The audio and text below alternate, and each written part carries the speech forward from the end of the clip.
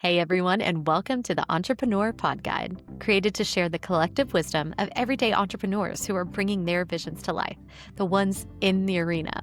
We've all read the same billionaire books, but what about the wisdom from the entrepreneur next door? The ones building, learning, failing forward, and figuring it out one step at a time. I'm your host, Britt Rodriguez, and every episode we're bringing you honest conversations, fresh insights, and lessons from entrepreneurs just like you. This is your place to learn, grow, and get inspired by your fellow business owners who are actually out there building businesses today, not just dreaming about them. So, let's get started. Today, Britt is joined by Marty Gilbert, founder and CEO of NorthShore Executive Networking Group, also known as NSENG. Marty helps job seekers stop relying on applications alone and start treating their search like a marketing campaign. In this conversation, we talk about visibility, LinkedIn, taking smart risks, hiring better, and why getting uncomfortable may be the exact thing that gets you unstuck. So let's dive in. Marty Gilbert, welcome to the podcast. We are so happy to have you. Great. Thanks for having me. So tell us a little bit about yourself, Marty, and what you are working on these days. So I am the founder and CEO of the NorthShore Executive Networking Group. A lot of people refer to it as NSENG, N-S-E-N-G. And it's all about job search. There are so many people that are in the marketplace today looking for their next opportunity. And it's not just the unemployed people, because I know that over 1/3 of everybody who is employed is also looking for a better job. Yeah. There are so many people that are not happy with the situation they are. So there are far more millions of people than are reported that are actually looking for, a new career path. And so my business really helps them to shorten that. I do it through my job search coaching. I've got over 22 different webinar and workshop recordings that are anywhere from 90 minutes to 3 hours in length. And my unique proposition is my trademarked "what the hell" approach to job search. Uh, the idea here is, what the hell do you have to lose by doing things that other job seekers aren't doing? Oh, good. And so many people don't realize that the job search is 90% marketing. It has Mhm. nothing to do with HR or talent recruiters. If you're really serious about a job, that's the last place you want to go if you're looking, because marketing is what's going to get you what you need most, and that's visibility. Mhm. Because the job search is about, messaging. It's about identifying your value, identifying the audience you're trying to reach, and then what are the modes in which you get there. So it's, those are things that we do for new products that we launch in the marketplace. And now you as a job seeker are that new product, and you have to treat yourself the same way you would as if you were launching a new product or service to, the millions of people that you want to make your background known to. Yeah, I think that's so interesting, and I saw something on LinkedIn the other day. So I have a background in sales, one of the hiring managers at a sales company was saying, it's crazy how few salespeople will will who are applying for these jobs I post will actually pick up the phone and call. And she was like, "That is the number one differentiator in who I hire and who I don't." And she was saying, of 100, applications I just had, one person actually reached out and called, and it made all the difference. And I was Yeah, like, "Wow, something that simple." And I'm sure and that's, specific to sales probably, but, like, I'm sure you are helping people market that way and sell themselves. absolutely. Yeah, the problem in today's world is that everything has transitioned over into a digital application, Right. which is, what you call it, we want email, social media, whatever the methodology, AI, but all of these different vehicles are very low, they are frequent touch, but Mhm. they are low personal interaction. Right. And a lot of people take the easy way out. They think, oh, if I email, my background, if they like me, they'll reach back to me. Well, the fact is that the average job today is getting 300 candidates, and companies can't afford to go through all of them. And so picking up the phone is absolutely, one of my what the hell moves, because it separates you from everybody else, because most people that are in a job search don't bother to do that because they think why would I do that? I'm gonna be pestering them. And I Mm. go, "No, you gotta make yourself different. You gotta create a competitive edge." And one of those ways to do that is to act like nobody else is acting. And you're absolutely right. Most people won't have that phone call. What am I gonna say? Well, it's really simple, and the fact is that because nobody else is doing that in an effort to make themselves stand out, it's all the more reason why, anybody who's in a search and wants to land quicker should be doing that, among other things. Yeah, yeah. I remember so back in the day before I was an entrepreneur, I remember going out for a job and at the time, this was when a lot of people were still in the office and they were like, "Man, physically dropping off your resume can make a difference." And I went and did that and I got into like it was down to like me and this other person towards the end. I had no like connections there, no whatsoever. They were just so impressed that I actually physically came to the office to introduce myself. It's Yeah. Think wild. think about the positive nature and messaging that delivers. It says Mm. you really want the job. It tells them you take the initiative. You're willing to take chances and do things that maybe a lot of the other folks aren't willing to do. Well, those are all benefits, and they are tremendous aspects and assets to you in that case as a job seeker, because who doesn't want somebody who's proactive and takes the initiative?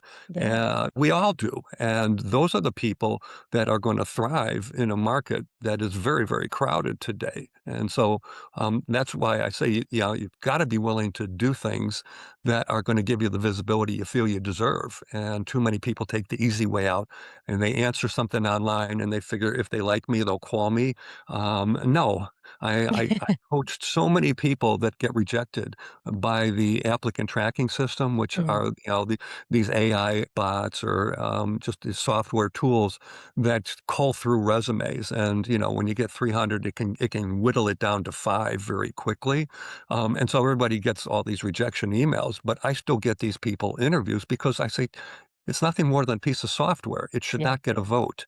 You got to go around that and get to the people that really matter, and those are the decision makers, including the hiring manager. And of course, if you know how to use LinkedIn, you can find all these people. Mhm. Problem is that too many people think they know how to use LinkedIn and they don't, Yeah. and they don't take advantage of those great features that are sitting right in front of them that they have not tapped into. It's just fascinating. Like, it's such a fascinating field, especially right now with all the change in tech. But I wanna talk a little bit about how what really drew you to start NSENG from the beginning. So you actually were inspired by your own career search journey to start your company. And I love this. I'd love to hear more about that because I think as entrepreneurs, a lot of us have started our companies out of either something that we personally experienced that we know could have gone better or that needed to be done better. So tell me a little bit about that and what brought you to actually build this company. So I'll step back a little bit further and just, tell you real quickly about my background. I started out my career in advertising. I was a copywriter. And after 1 year of experience, I found myself moving to Japan. Uh, I interviewed with the largest advertising agency in the world, happens to be a Japanese firm by the name of Dentsu. Now, when I interviewed with Dentsu, they had 6,000 employees, but only 5 non-Japanese, and they offered me the job. So I was one of 5 non-Japanese in a company of 6,000 wow. people. And I got that job because after I graduated from my undergrad degree, I took a year off and traveled in Europe. And that travel, it not only changed me as a person, but it enabled me to demonstrate to the Japanese that were interviewing me that I could adapt to a very foreign environment. And too many people they had hired in the past that left literally within weeks because they couldn't adapt or handle the foreign culture where everybody, is so vastly different from them. But I started out in advertising and I introduced to the world some pretty famous products at the time. Products like the Sony Walkman, the VCR, the Mhm. microwave oven. Of course, Toyota, Honda, Nissan were all clients of ours, as were every car company, every manufacturer of electronics and any kind of technology. Cool. And everything I wrote appeared in Time, Newsweek, Businessweek, as Fortune magazine as full page ads. When I came back to the States, I went I finished up my degree and went to work for Motorola, who was trying to get into Japan. Mm. And I stayed there for 15 years and had a great opportunity, of advancement throughout my career there. But then I went off to start, working in more small and mid-sized companies, which got me more into much more of an entrepreneurial setting. And I took a position to run a company by the name of Stats Incorporated. For any of your listeners that ever read the book or saw the movie Moneyball, it starred Brad Pitt and Jonah Hill. Mhm. It was about the Oakland A's baseball team. Well, Yeah. it actually was the story of the company that I was running because Cool. company that were feeding all the data and analytics to the Oakland A's baseball team so that they could find undervalued ball players. Wow. And of course, what Stats Inc. did in a big way was we were feeding all the fantasy sports games, all the broadcasters, ESPN, Sports Illustrated, all the sports entities across the country, all the data and analytics to help make their articles and their broadcasts more interesting. So, I then started working for mid-sized firms. Now, in one of my searches, I decided wanted to pull together some other people who, like myself, were now in either the middle or latter stages of their career, had worked in great Fortune 1000 companies, but for whatever reason, were now in a job search, and I was one of those. And so I pulled together 5 other people, started a small accountability group, so that we could help each other and share ideas and brainstorm on different things that we could do in our search, to expedite our activity. It started with 6, it grew to 12, to 25, and 50, and I started to formalize the meetings. Now, I landed my job rather quickly, so I moved those daytime meetings to the evenings. And kept it growing, and the group was growing very significantly. And it was very Chicago centric because I'm located in the greater Chicago area. And before I knew it, I had a few thousand people in this group, and was meeting every couple weeks. And I was holding these meetings. I'm getting, 150, 200 people at a meeting that were all in job search or unhappy with their jobs. And half the meeting would be me presenting on a job search topic, and the other half would be, smaller group networking where I divided everybody up into this really large room where they could, network and have time to share their background with 10 other people in their group. When COVID hit, of course, I moved everything onto the Zoom platform, and I became an international business overnight.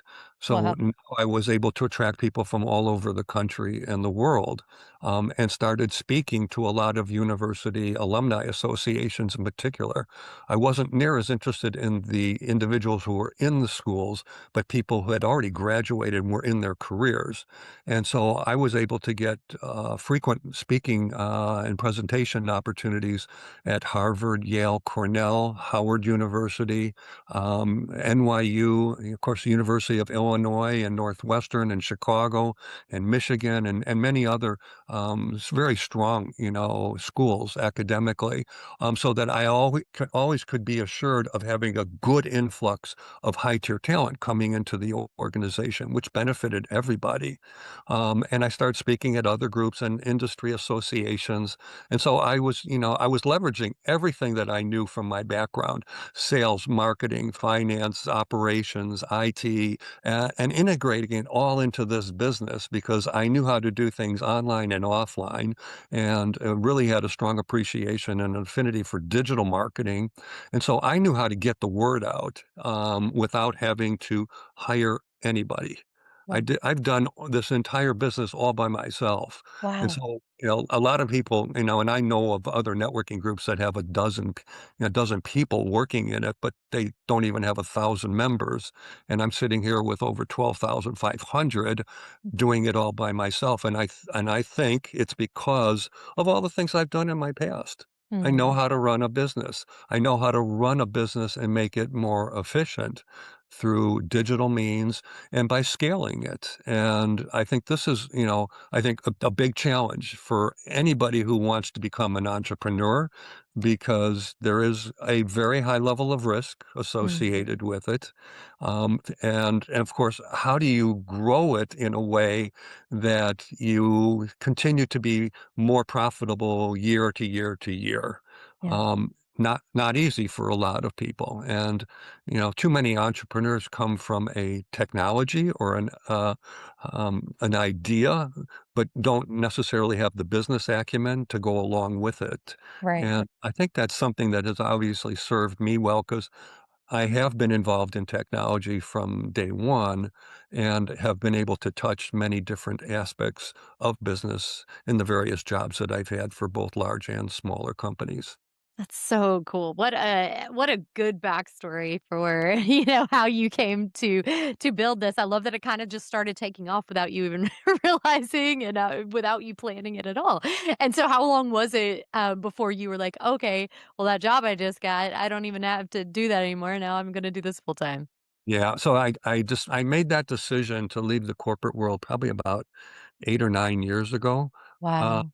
I mean, I was at a point in my career where, I was starting to think, well, at some point I'm going to stop working, and and God knows I've worked for plenty of awful managers, or people that owned a business that I just didn't respect, and my feeling was, you know what, I've built up something really nice here, and for me, more important was that the work I was doing was the most important work that I've ever done in my career. I mean, I've helped make a lot of people, I think, pretty wealthy Yeah. because of the products that they were trying to launch and the things that I've done to help them sell more.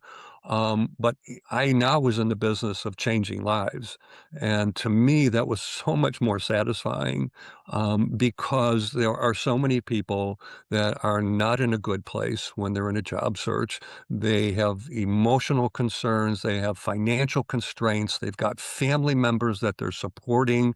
In many cases, they've got 1 and 2 kids in college, to the tune of anywhere from 40 to $60,000 a year per child. And they're starting to worry about, "Well, do I have to dip into my retirement, funds to just keep us afloat?" And so I get great, feedback from my members who as they land. They tell me how it's saved their marriage, have been able to enable their family to move on with their lives. They didn't have to relocate, whatever it might be. And I've been in their shoes, so I know the stress that they're going through.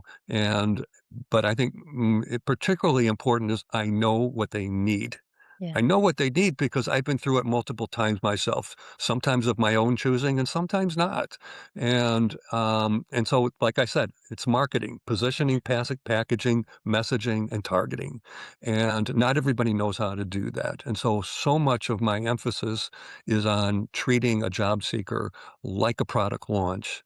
And here are all the elements. I've got a checklist of like 15 things that you've got to be able to do well simultaneously, and I train people on how to do that. And so that's how the coaching business has really evolved because this initially was a networking group.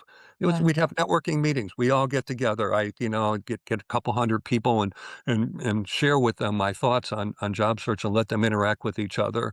But the coaching piece of what I do has become explosive, and of course all the sessions that I've recorded on webinars and workshops that I've provided, provide an e-commerce engine to the business so that anybody can come in and purchase any of these recordings and start using them as a guide for them to, move on with their job search with, in some cases, without the need for a coach. So there's a lot of flexibility to the ways that people can interact with NSENG. That's so cool. I just love it. I love that, you approach it from a sales perspective, which sales is just one of my favorite things. So, I constantly feel like sales is just so part of life, like in all the parts. And so I've never thought about it though from the job hunt part. And it's sales and marketing at It every is. level. And I think that's fascinating that you help people see that and you help them treat like you can you compared it to a product launch and how you used to do that, and it's fantastic because it is very much, "Okay, here I am. I'm in the marketplace for a job." So, I love that. I love the way that you approach it. This episode is sponsored by our guest Marty Gilbert's company, NorthShore Executive Networking Group. NSENG helps job seekers shorten their search through coaching, webinars, workshops, networking events, and Marty's trademarked "What the Hell" approach. If you're unemployed, underemployed, or ready for a better opportunity, Marty can help you stand out, get visible, and approach your search like a marketer. Visit nsinginc.com to learn more. I have a question for you from the entrepreneurial side of things. I think entrepreneurs might be very interested to hear your take since the job market, helping people land their next gig, that's your expertise. So from the entrepreneur founder perspective, I'm sure we're all interested in what employees are looking for to make sure that when we are seeking to expand our team, seeking to hire our next person, bring on our next team member, whether you're in a small or medium, large business. Um, lots of us, I think, because we're on the entrepreneurial side of the journey, we forget what the people that are on the employee side are really wanting and looking for in a role. So I know that probably changes daily, and especially in the culture today. But what are you seeing from your highest performing people, your people that get in there and really crush it when you get them placed into something? What are they most looking for in the companies that they end up choosing to work with? Well, so many people today, because the market is pretty chaotic, Yeah. is that I would say that more people than not are looking for stability, and stability just isn't there anymore. When I was growing up in my career, it was not unusual for people to stay 20 years or more in a company. Right. It's unheard of today. Right. Companies, are getting rid of people left and right for whatever reason, and so, the idea of having stability is fairly unachievable for a lot of job seekers. So putting that aside, I think people that are, looking for the right company to work for they want the recognition and the reward for the value that they bring. Mm. And I think there's a lot of people out there that feel that companies have taken advantage of them, that they haven't necessarily lived up to what they thought they were going to be getting, whether it's compensation, promotions, maybe equity in a business that can be very, very valuable to folks. Um, a lot of those things are kind of dangled out there, but they never come to be, and so I think that, a lot of folks would like to know that when they start to work for a company, that they are gonna be provided with fair compensation, Mm. and if you're a high performer, then you should be compensated higher than most people, and, I think there's just too many companies today that are taking advantage of the situation where particularly for people that are out of work, that are high performers, but they just don't have the leverage or negotiating power that people that are currently employed otherwise would have. So I think that for somebody on the employee side of things, I think, wanting to be treated and rewarded fairly is probably the single most important thing for individuals right now that I see, almost regardless of age. Yeah, that's I mean, gosh, it is so heartbreaking to me when you do have people that you hire, you work with, you bring on to be in your team in some shape, form, or fashion, whether you're an entrepreneur that you're working with contractors or, you are hiring someone W-2 full time, you're working with part-time people. Those people really need to be treated with just as much respect as, you would treat bringing on a co-founder. Like, those people are giving valuable time of their lives to really help you out. And I think that that's the fact that the biggest desire you're seeing from people is just to be treated fairly, compensated fairly. Like, that's so simple and basic, and the fact that that is such a demand because they're not getting that is kind of heartbreaking, to see. So, entrepreneurs, wake up and, like, open up your wallet more, be more generous. Like, if you're gonna bring on someone, they're gonna, treat them well, and they are gonna treat you well. It's like all comes back to that golden rule. Um, and then so I am sure that entrepreneurs need a lot of help on the hiring process, like, business owners, or, whoever, so maybe your business is a little bigger, you got some hiring managers. What are you seeing that hiring managers or business owners are doing well in the hiring process? And what are you seeing that they really need to improve on? Well, I think one of the things that I see a lot of hiring managers probably doing almost too well is they get so picky. And they've got a laundry list of 15 things that the chosen candidate must have in order to be considered for an interview.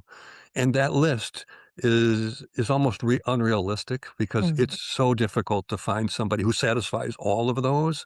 But I think it's great that a company can define a job and its responsibilities so clearly that they can come up with such a concise and definitive list. right. The downside is there aren't a lot of people out there that can meet what you're looking for. And so, but I think that, it's a good starting place. Okay. Yeah. And But it's, so that could be like a double-edged sword, I guess, because then if you're so picky, it's kinda like in the dating world, if you have like 20,000 things on your list of your perfect, date, you could miss the amazing date that you got too specific, and you're gonna miss this person that could have really brought a tremendous amount of value, right? Like, I mean, I see people, so again, in the sales market, that, they want this many years of expertise, this many, this specific niche of sales that is like you see high ticket salespeople all the time, meaning, 5 years of experience in high ticket sales.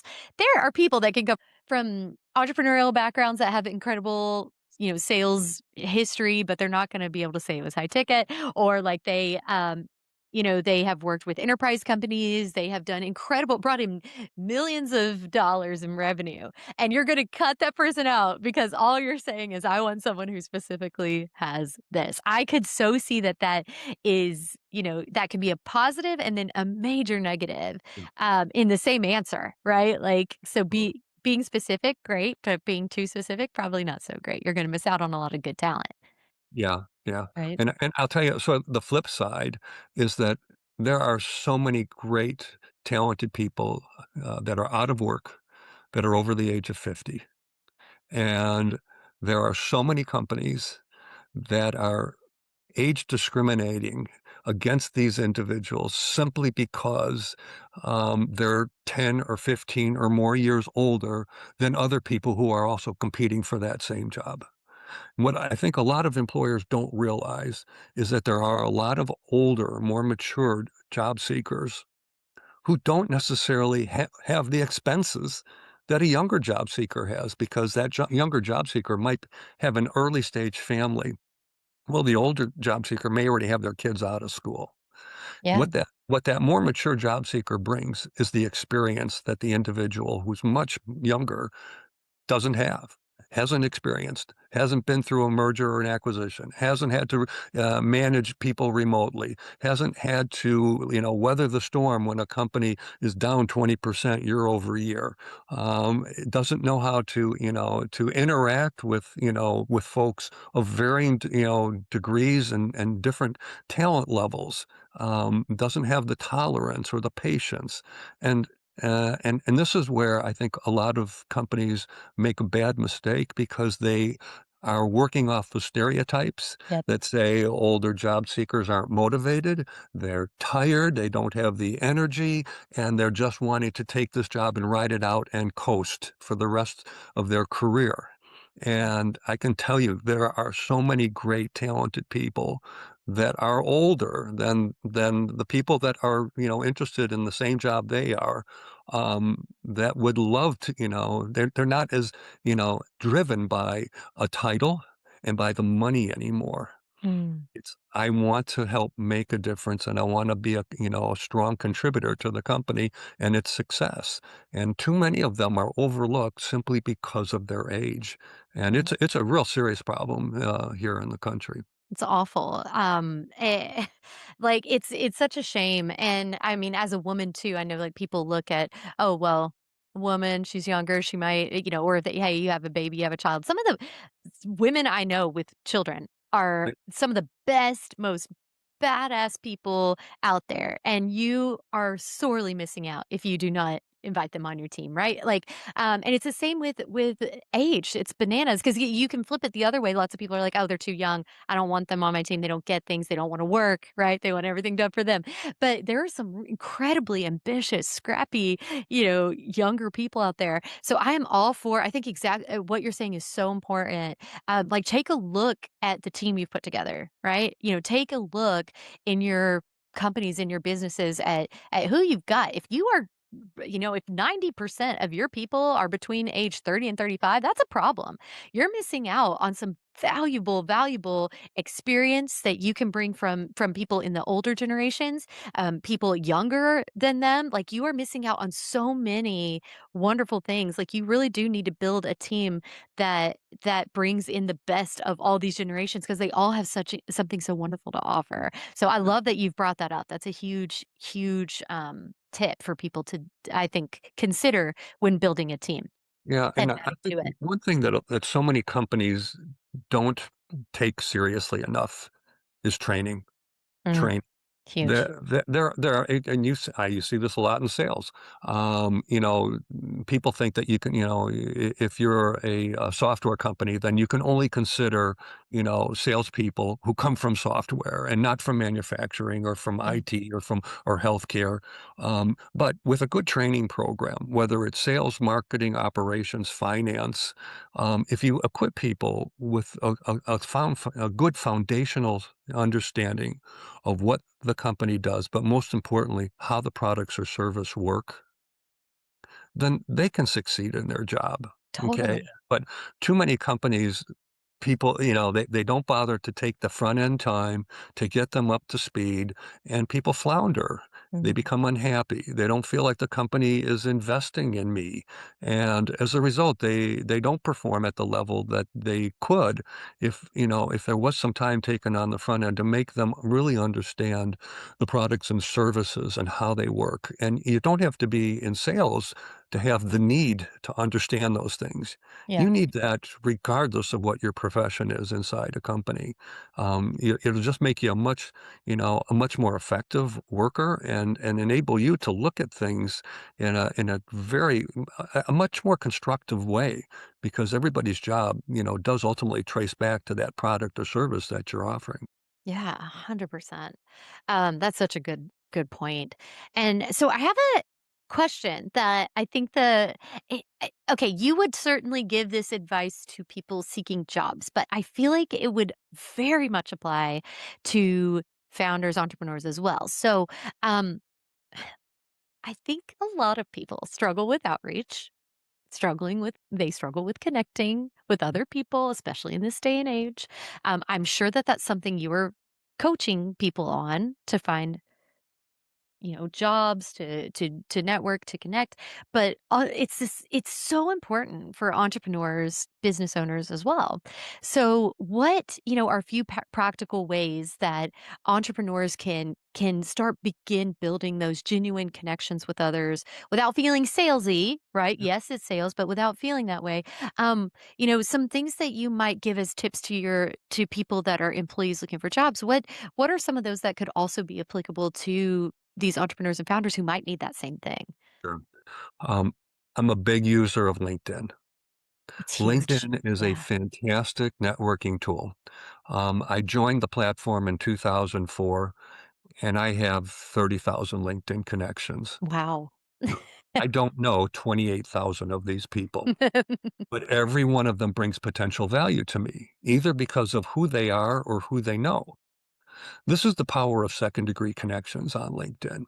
Mm, And all you have to do is you got to ask, you got to ask for introductions. And some of the greatest introductions come from people I did not know at all and never will ever meet. Mm, But I was clear with them on why I wanted to have an introduction that's somebody that they were connected to, and I make it easy for them to say yes. This is important, mm, very important, obviously, for people in a job search, but it's important for anybody who's an entrepreneur because the most important skill of an entrepreneur is sales. yeah, Sales is the single most important skill. yeah. And I realize that a lot of entrepreneurs start out as technocrats.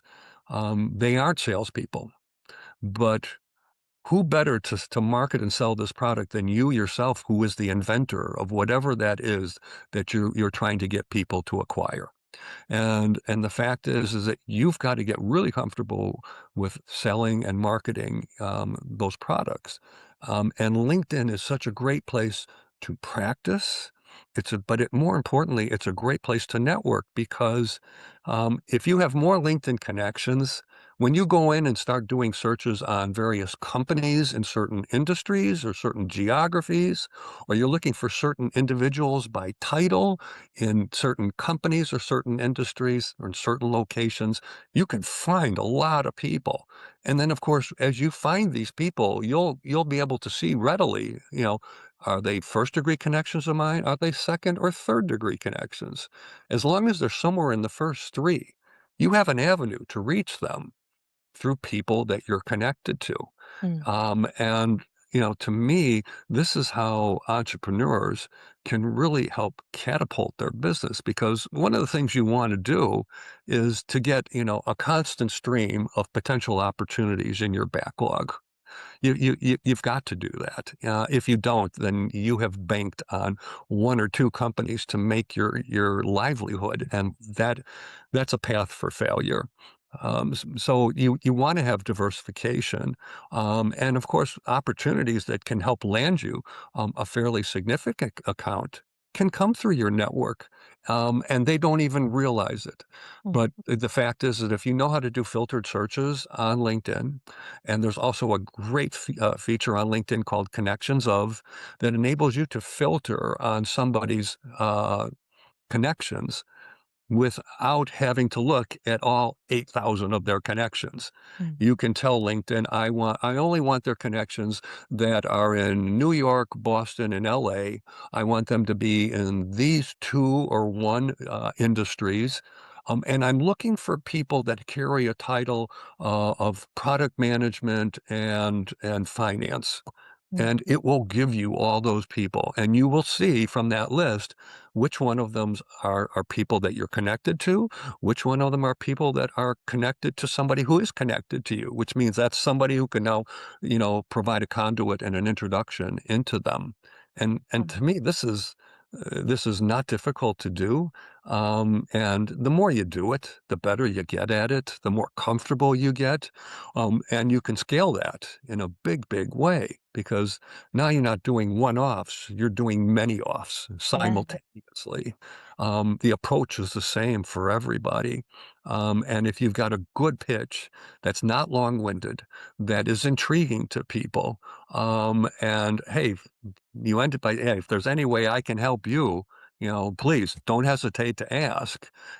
People are so much more empathetic today to help complete strangers because they know what goes around Mm, could be coming back their way. And among other things, they themselves could be in a situation where they need to, broaden their horizon. So you can get from one to many so easily in today's world on platforms like LinkedIn and posting on LinkedIn. I'm a big advocate of posting on LinkedIn because I get to thousands of people every day that I don't know who know about me because of what I'm putting out there, what I'm writing. And it doesn't have to be long, but it's my perspective on things. And of course, with AI today, you can upload all your content. You right. can everything you've ever posted, presentations you've ever made, speeches you've made, and it now can look and act like you, and you instruct it. Here's the tone I want.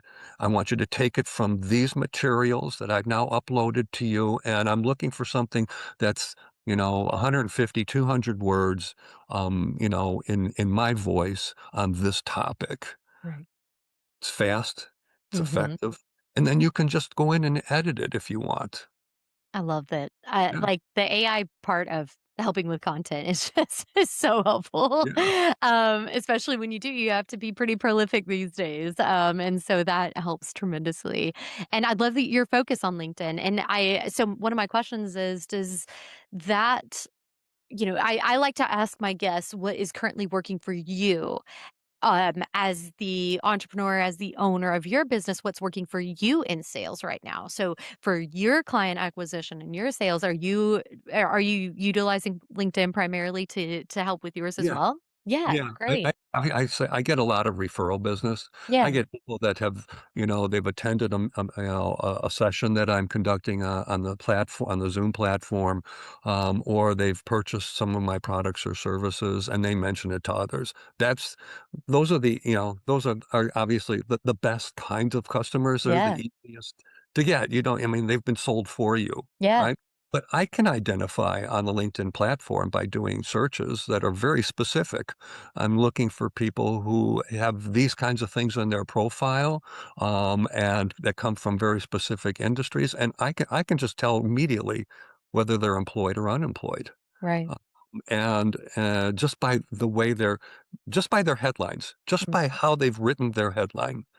And, granted, hashtag open to work is Mhm. Right.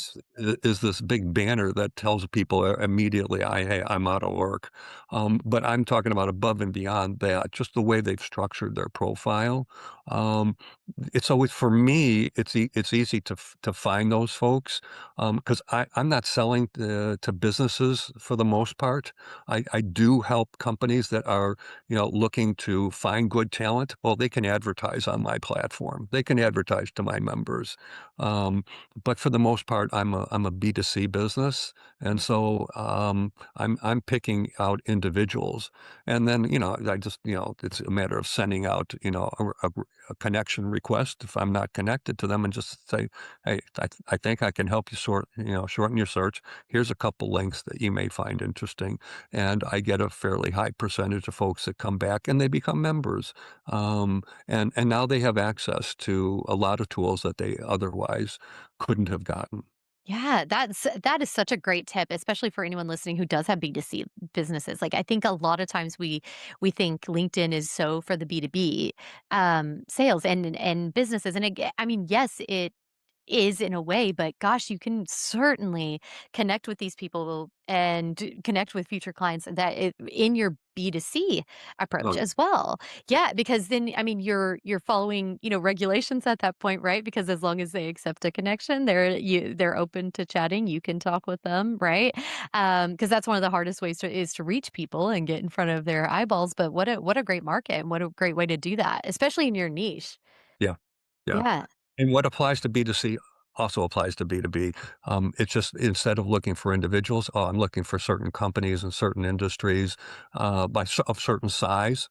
Because LinkedIn allows you can find companies that are between 50 and 500 employees, or 500 and several thousand. And so, yeah, you can be very, very specific. And now you get potentially a list of leads, right? Yeah.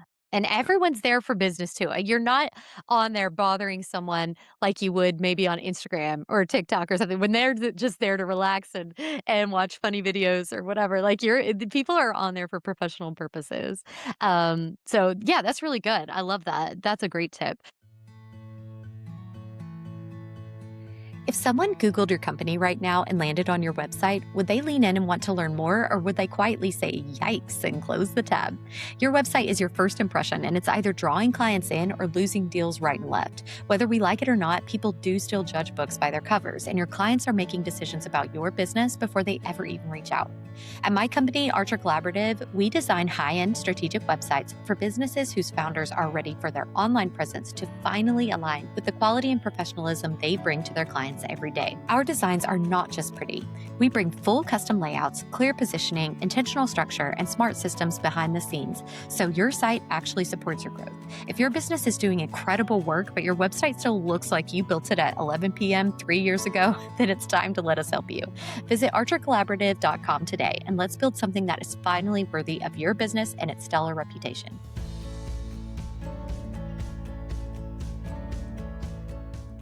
So you have stepped into this entrepreneurial side, this business owner side. You have built this company. You've been building it for a long time, and it's still growing. What has been the most rewarding part for you so far? The life-changing activities. I think when I get emails back from people saying how what I've helped provide them with has really impacted not just them, but their families, yeah, that's I mean, I don't need to hear anything else. That's the biggest reward. That's Um, incredible. Yeah. and I love to see how I'm changing the behavior of people, in this case, that happen to be in a job search. Mhm. I'm turning them into marketers.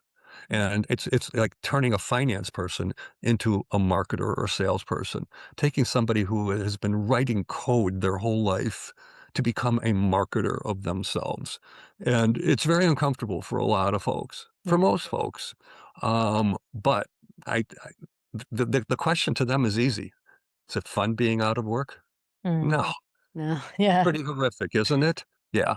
Well, you know what? You gotta get comfortable with being, a bit uncomfortable because like anything else, as you do it, you'll get better, you'll get more comfortable, and you're gonna be real confident in doing it, and which is gonna come across whether you're networking with people, whether you're interviewing for a job, whether you're trying to get somebody to do something for you that you would otherwise have never asked them to do.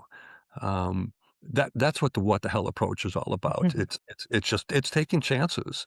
Yeah. It's not being crazy, but it's doing things that don't come natural. And I do the same kind of coaching to entrepreneurs because a lot of them need to be able to take very calculated risks in their decision making. And the fact is that most early stage businesses, I would say probably maybe 98% of them never make it past the 12th month of business. Mhm. They run out of cash. Yeah. And so you got to be really thoughtful and careful with your spending and with in some cases, taking some chances that give you the visibility, and the notoriety and the credibility with the audiences that you wanna get business going with. And sometimes it means doing something a little bit, unusual, and that's why LinkedIn, you can get really creative. Yeah. You can really stand out in a place like LinkedIn, and that's why for me, it's been just such a natural fit with what I do and the business that I'm running. Awesome. Yeah, I just started like reaching out on LinkedIn and doing networking for my business, and it's new for me. It's different to use it in that way, but it's really great, and the way that you connect with people is wonderful. So I love that that's kind of what your takeaway is for businesses these days, whether B2B or B2C, is to get on LinkedIn and utilize that. It's a powerhouse. So I love that. Now, so that has been a wonderful pro for you, just seeing how you help it change everybody's lives.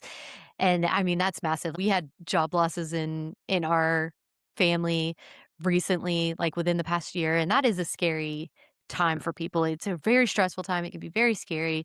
And then, what you're teaching them is stuff not just for the immediate relief of the pain they're currently experiencing, but they're taking that and gaining the confidence that should this happen again, should I find myself in this place, I know what I'm going to do next time. I know how to do this. It's not going to scare me as much. And building in that confidence is tremendous. Now, on the flip side of that coin, what because the entrepreneurial journey is such a fun one to me because it is never all ups and highs and rainbows and sunshine. So I'm just as curious to hear about the challenges you had going from working with companies, in companies, being on that employee side, and then when you flipped to being an entrepreneur, what was some of the biggest challenge maybe for you to get over and conquer?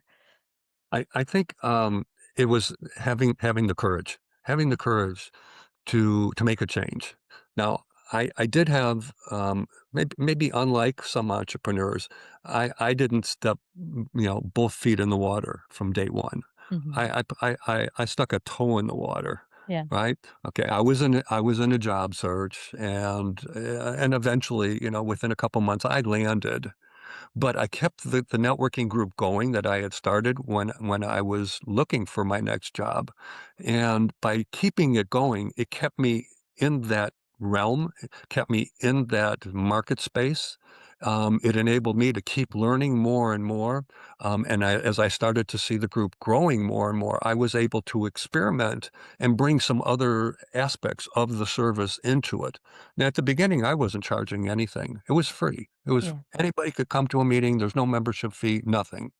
Um, and over time, I said, you know what, maybe I think that this could be monetized. And so I then started to charge for people to attend meetings, and um, and people weren't balking at it Mm. because they were seeing value from it. Right. Initially, they said, "You know what? This is something now that is becoming a part of their routine."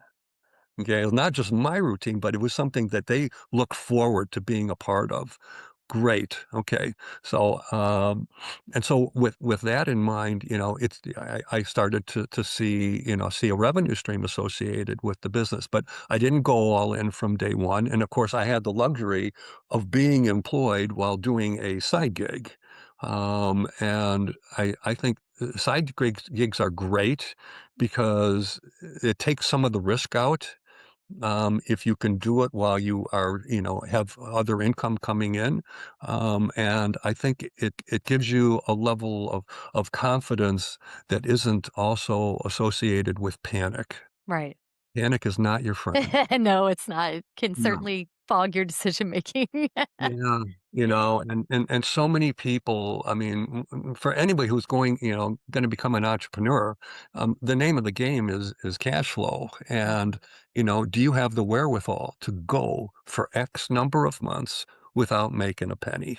Yeah. You need to understand that up front. Yeah. How long can you and or your family go without any income coming into the household? Yeah. And then you gotta work it back from there, and then you gotta be setting up goals, because what you don't wanna do is get to the very end and go, You know what? Game over." Mm. There were telltale signs in many cases along the way that Right. may have told you, "You know what? You didn't have to wait 12 months to get to this decision." Yeah. Um, and of course, you can be looking for something else while you have a side gig going. But I think for a lot of entrepreneurs, the tough thing is, you know, you've got to be able to be comfortable, selling. You got Yeah. to The single most important thing is the top line. You got to be making money. If you're not making money, at some point, whatever costs you have are going to start to drag this, under, and the dream along with it. Yeah. Um, so you've got to be, open to again taking some chances, trying some things, learn from what other people are doing, and hear what they found worked for them and what didn't, Right. so that you come into this with a fair amount of knowledge and a game plan. You gotta have a Yeah. game plan. Yeah, like anything, you gotta have a business plan. Okay, Yeah. I'm not saying it has to be 20 pages or more long, but Mhm. you have to have a sense for what are your priorities. You can't do everything at once, but have that list, and give yourself, a timeline in which each one of them has to be accomplished, so that at some point you feel, okay, I'm ready to start marketing this. I'm ready to start making, the world know, making my presence known in the world, or in the various target audiences that I'm trying to reach, and then start to leverage all the different channels of marketing to get that word out. Yeah. Uh, Oh, man, that's a masterclass in some, yeah. yeah, like getting going, making sure your business, that cash flow comes in because it's vital. So with your company, what are what's on the horizons? What are you working on now? What do you hope to, start accomplishing differently this year or new or yeah, what are you working on, Marty? I'm very curious about AI, and a lot of and there are a lot of job seekers, by the way, that have been very negatively impacted by AI. Mhm. A lot of job loss because Yeah. of AI. But I think what people need to do is they need to embrace it. It's not going away. Yeah. Okay, like just like the internet was not Right. going away. Right. Right. And so you've got to find ways to make AI your friend. Mhm. I'm looking at it that way because in many ways I'm starting to look at AI as it's giving me a, a it's giving me a team of people Yeah. without hiring a single person. Yes. I can tell AI what I'm looking for, what I want feedback on. What are here's some of the choices I'm faced with. Tell me what are the pros and cons of each one of these. Now, I have my own opinion, Mhm. but I'd love to hear Mhm. an unbiased, neutral opinion on each one of these things Yeah. so that maybe there's something that they uncover, AI uncovers that I am not seeing. Yeah. And so it also is a great tool for becoming more productive. I can write things faster, Yeah. sometimes with the help of AI, if nothing else, just to get me started. Hey, here's everything that I've ever done in my career. Give me the top 20 topics that you think I might want to put out there on LinkedIn as a post. Yeah. And I'll write them, but because sometimes you're too deep into the forest to Yes. see everything, and I think you need to look at AI as an extension of yourself and how it's a team member Yes. and not a team threat. 100%, Uh, especially whenever you're wearing, a million hats as a solopreneur like yeah, you are, or some of us that are in, co-founders, whatever, if we're in a little bit of a smaller businesses, we're probably wearing 25 hats on any given day. This is why so my business is AI, right? It's building these systems because I love them. At the end of the day, I am one of the laziest people I know. What I want to do is the things that I love to do, and I want anything else automated and done by someone else or something yeah, else. And so when AI can automate LinkedIn outreach, it can automate my I do like to do content, but the nitty-gritty detail of the content can really bother me. So I use it a lot like you do, yeah, Marty, and like a lot of that, man, the content creation alone has just saved yeah, me probably thousands of hours. I'm a thinker like you are. It sounds like you often use ChatGPT or AI to help you think. And yeah, it's wonderful, like, it helps you get in a deep like, I'm a verbal processor, that's why I love these podcasts, I learn so much, and I think, AI can help tremendously with that, with automating all kinds of things that you do every day that irritate you. It's like those little things I'm always looking, always, to be like, "How can I get this off my plate? yeah, How can I make this automatic? How can I get this where I don't have to touch this anymore?" Like, I have real estate investments, it's like, how can I get that so automated where I don't have to touch it. And I have fully automated my real estate business. I have fully automated an e-commerce brand that I have where I don't even think about them on the day. Like, it's only if something is, like, in a screeching problem that I'm gonna hear about it. And I love that because then that frees me up to do so much more. So I love that you're thinking about AI and, that entrepreneurs should definitely think of it as, like, your biggest teammate and friend and helper. And for the employees looking for jobs and maybe you lost yours to AI, like, don't panic. Like, that's okay. You are so multifaceted and your skills are so much more than what AI can do in and of itself. Like you learn AI, become comfortable with it. Like you said, become friends with it. Let it help you on your journey to find new things, to treat it like the internet. Or I often compare it to the internet like you do, Marty, or to like a calculator. Like, do you yeah, still want to be back in the day? Would you still want to be that person crunching numbers by writing on paper? No, you would bring in that calculator. Like you don't wanna still be at the old school library with all the books trying to research and find things. No, you open up your laptop and you use it. It's the same with AI. Like, so get those skills brought up. Use AI to your advantage. Um, and definitely make your life better from it. Like, I just love it, especially if you're an entrepreneur. It's a no-brainer to bring in AI as much as possible. So that just man, yeah, that really gets me super psyched, and I'm glad you're curious about that and helping yeah, people with that. I definitely see a lot of people bringing that into their businesses, in the next, seconds to years to, I'm still hoping someone out there can create a beautiful podcast editor with AI. Gosh, I have tried, and it is not there yet on anything I've been able to do, and my standards are a little higher than most, so it's just not getting it. But I love to see where AI is coming too, Marty. So as we, look to the horizon to bring it into our businesses, it's kind of fun to watch Yeah. and see what else comes out there, right? Because people are building it all the time, and it's a really exciting time to be on the lookout for that.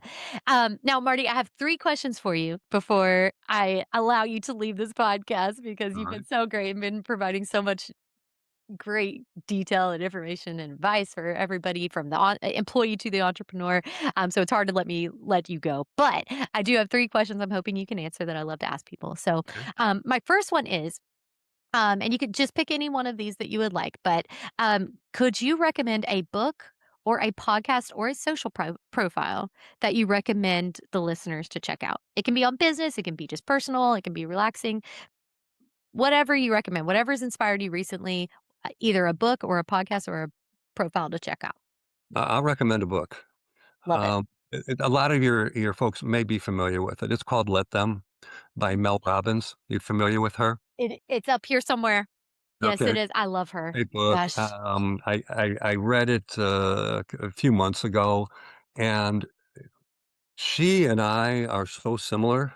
Oh, Um, my what the hell approach is essentially what Mel Robbins is talking about. mm, It's like, don't let all this extraneous stuff get in the way of yes. how you're feeling about yourself and about other people. You can't control the behavior of other people. Right.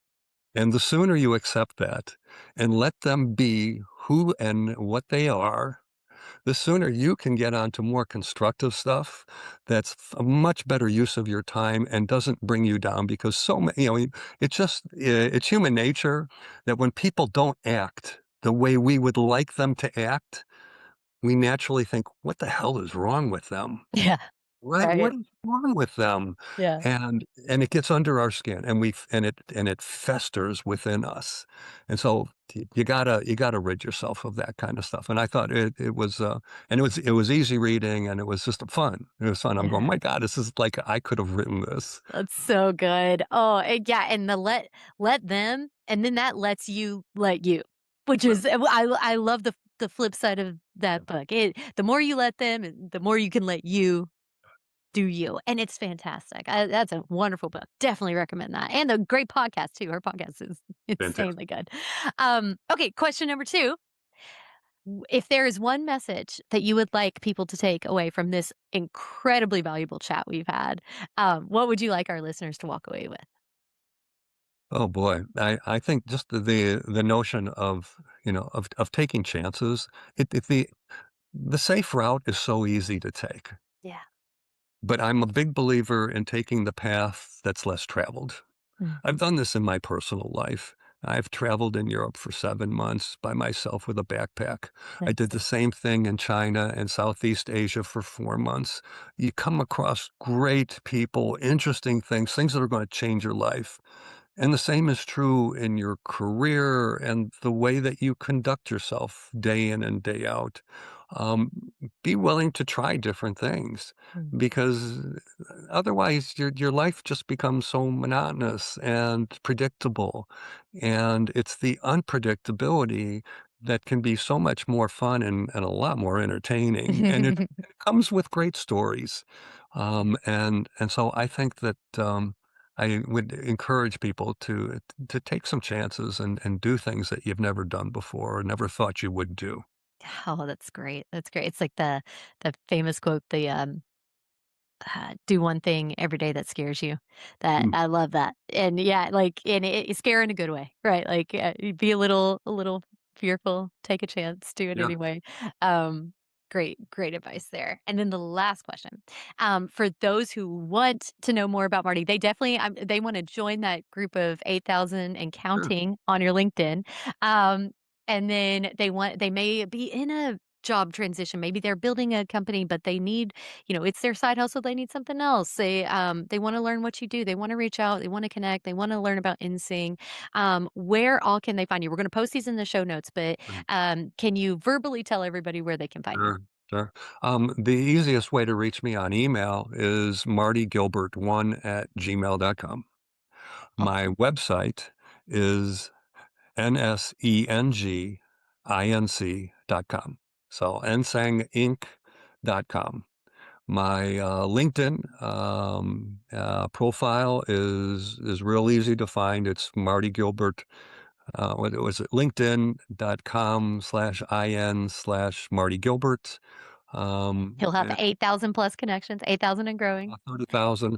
Yeah. Oh, So 30,000. yeah, Sorry, it was wait, where did I get 8,000 from? I I got don't even know. 12,500 members. I've Oh, got, yeah, okay, and and I've got, yeah, 30,000 30,000 connections. Yeah. plus. So, Yeah. sorry, we're gonna be adding to the 30,000 plus he has on LinkedIn. Now, LinkedIn has a max, so I'm actually in the mode. I'm getting rid of LinkedIn connections. LinkedIn will Wow, not allow me to have more than 30,000 connections. I could have wow. passed that a long time ago. Right? So what I've been doing is getting rid of connections that are not people that I need to be connected to, so that I can open up space for more and more job seekers to connect with me. There you go. Wow, that's so interesting. I that is a new thing to me. Yeah. Never knew that they actually cap it out. Do you have an Instagram as well? I'm not active on it. Not Yeah. active on Instagram. So LinkedIn is the jam. That's where it's at. 'Cause Really, really is. LinkedIn is a place that, in fact, if they just go up into the search bar, they can put in hashtag Marty Gilbert, and they'll get a listing of all kinds of posts that I've put out there over the last several years. awesome. And I encourage people to connect with me. I mean, when you connect with somebody who has 30,000 connections, whether it's me or somebody else, in my case, I'm giving you connectivity to over 30 million people just Amazing. with my single connection because my average connection has 1,000 connections. Wow. Um, so it's the power, right, of this platform.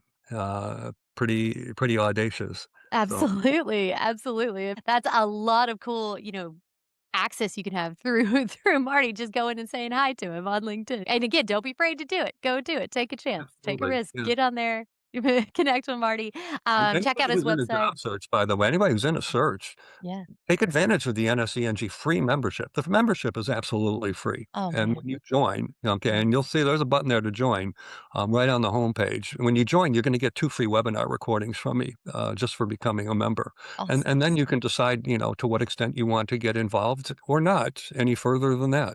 And there's events going on every few weeks and that are all on the Zoom platform. So anybody anywhere can be a participant. Fantastic. Thank you so much. You're building something very cool and you're definitely changing lives every single day. So the power of entrepreneurship, the power of taking risks, going out there, building Yeah. something.